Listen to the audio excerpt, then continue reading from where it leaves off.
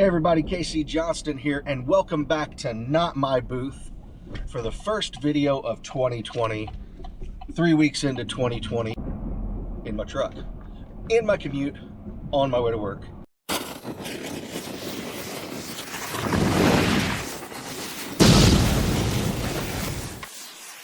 And commuting in Houston is no joke, as many people would know. If you've ever even flown here and driven anywhere, it can be quite the beast.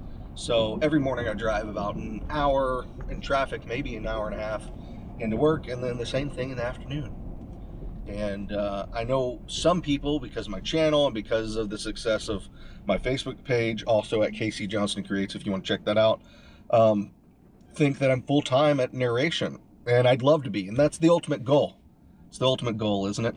But today I wanted to talk about that specific thing and why you should not be rushed. Don't be rushed. This thing that I do, audiobook narration, writing, creativity in general, is just not a quick thing. It's also not just a hobby for me. It's something that I am turning into my career, and I have a business plan for.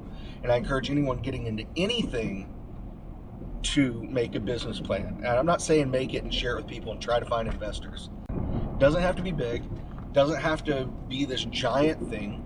But have your goals written out, have your business plan, have a mission statement for yourself of what you want to do. If you write that down, you're taking, in my mind, the first step to legitimacy. And I think that will help a person's mind. At least for me, it does help me stay motivated and feel like this is real. Because so many people today, and I'm not judging people for it, but so many people are turning hobbies into businesses, and they're not thinking about a career, and it makes them some side money, and hey, it pays for the hobby, and that's great, and no judgment there.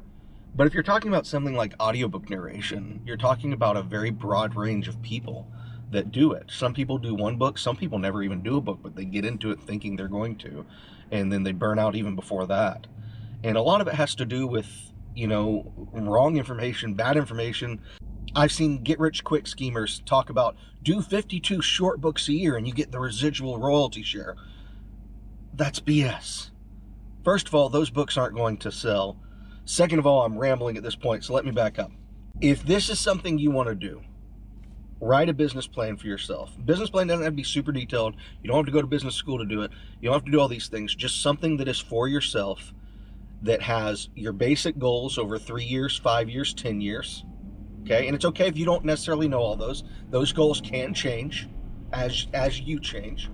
The types of books you would like to do, fiction, nonfiction, a mix. Is there a genre that you want to concentrate on more? Don't only do that genre. Don't pigeonhole yourself, and then go after those. Do you eventually want to work for publishers? Do you just want to work for yourself? Is it something that you want to be your full-time career? That kind of thing. And I'll link in the description below a good book for if this is something you want to do for your career. It's, I believe, and forgive me, it's So You Want to Be an Actor or something along those lines by Sean Pratt, who is a prolific narrator and a narration coach, and fantastic. I've done coaching with him. It seems like most narrators have. But his book, and audiobook, of course, he does his own audiobook, is about acting in general, but I think it applies to any creative endeavor and how you handle it. He talks about waiting tables and doing flexible jobs, because for acting you have to be available for auditions. Now, for audiobook narration, you can do auditions at night and things like that, so you don't necessarily have to wait tables. But basically, in essence, the way I took it, and I think the way it's meant to be taken, is that you don't have to be full-time right away to be legitimate.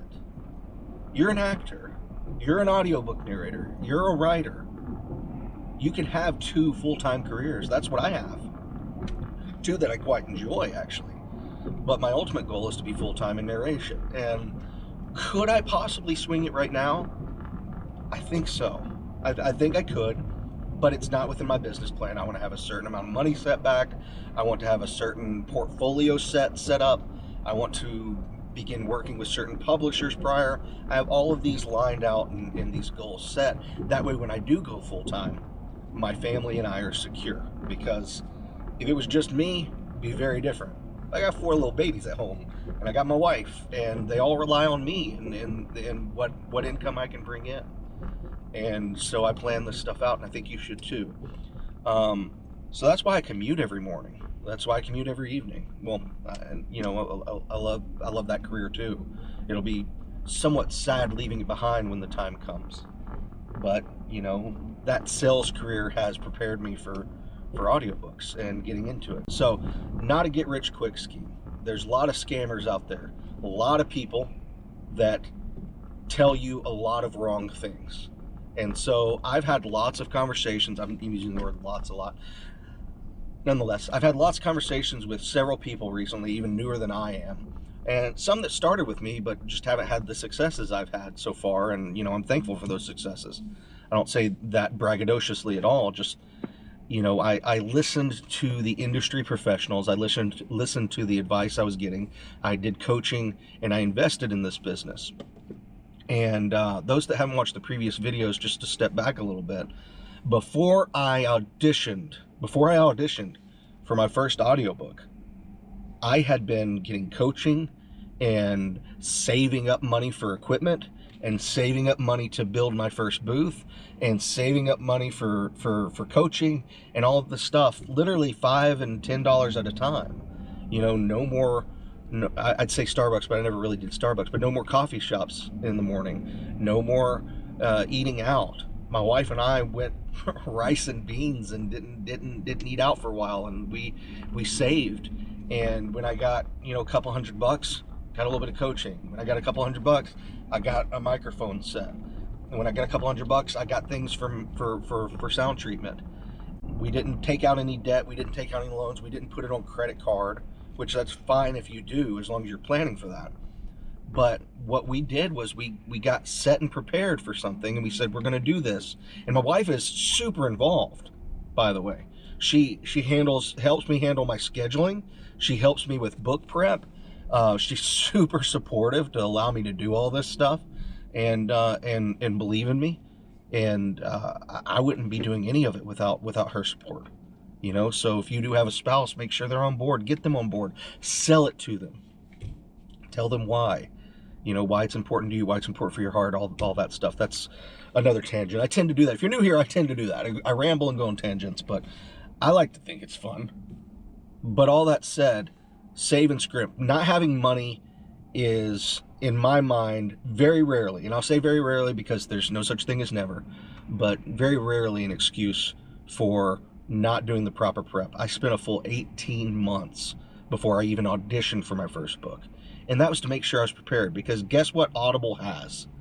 Professional audiobook narrators. That's what people expect as a professional product. You know, guess what Audible doesn't have, or is not supposed to have, is amateurs. And it does. It has a lot of them, and I get that, and there's a lot of those out there, and I could use a pseudonym. That's what a lot of people say, is use a pseudonym and get some books under your belt. That's not fair to those authors. It's just not. Those authors spend a lot of time working on their books, just the way you're going to spend a lot of time narrating it, and it's not fair to them to do something that you know is going to be lackluster. It's different if you do it and you make some mistakes, and they're newbie mistakes, and you wanted to put a professional product out there. But there's really no excuse to do it if you're still calling yourself an amateur. And look, I get that. That's a controversial thing. I've had conversations with people, and people have gotten upset with me. If you're an amateur, you should not be on Audible. That's the truth of the matter. That doesn't mean you shouldn't ever be on Audible. That just means you're not ready now. There's no shame in saving and scrimping and doing more titles. Work with a company like Learning Ally, okay, or Learning Alley, however it's pronounced. You know, my daughter's dyslexic. That program, that company does wonders for the dyslexic community and people with some learning disabilities and some learning setbacks, learning challenges. The Learning Alley, however it's pronounced, is fantastic, and it needs narrator. And I don't believe they pay, but it helps kids out. It gets you real world practice that matters. While you're doing that, you can be saving money. And then you can, save $100, get some coaching, save another $100, get some coaching. There's some coaches that are $250 an hour. There's some coaches that are $100 an hour. Now, it's not necessarily you get what you pay for. Some people are just in more demand. But I'm going to leave a link in the comments below to Narrator's Roadmap. I've left that link before. New narrators need to read everything on there, need to watch everything on there, and there's a vetted list of coaches. Karen Cummins is our fairy godmother in the narration community.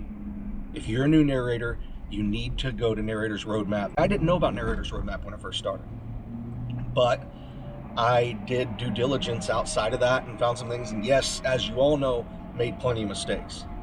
But all that being said, go to Narrator's Roadmap. There's no excuse in most cases for I don't have enough money for this, I don't have enough money for that. Scrimp and save. This is a marathon, not a sprint. It is something that takes time, and you're not going to make money overnight, and that is okay. There's a difference between amateur and professional. If you don't think you're ready to be paid fair wages, you don't think you're ready for all this, don't take an author's work and go under a pseudonym. Don't just try to get the quick buck to get the next equipment unless you're ready. Look, I get it. I'm no coach, and I don't claim to be, and I don't claim expertise. These are just things that I've learned.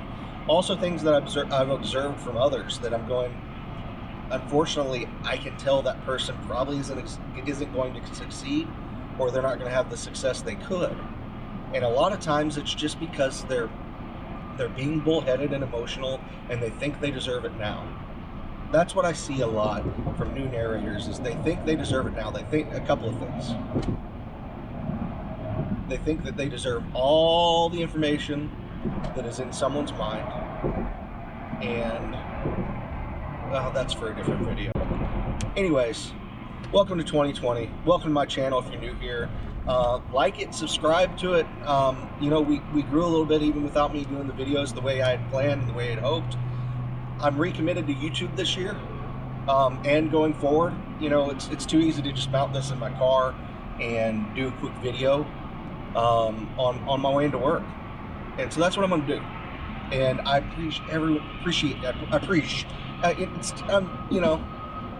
I'm kind of a cool guy, so I say appreciate instead of appreciate, but hey, sorry, it was a mistake. I appreciate everyone that has followed me on this channel, followed me on Facebook, Instagram, Twitter, if you're one of the 2 people that go there for me. But I appreciate everyone. My wife says it should be a drinking game when I say appreciate, but I'll say it again, I appreciate you. And the following along, the comments, subscriptions, everything. So I'm Casey Johnston. Welcome to 2020. I'm going to be doing at least 2 videos a month for this entire year. So let's get it. Let's get after it this year. Let's create some things together. It's not going to just be on audiobooks, but it will have something to do with it most of the time.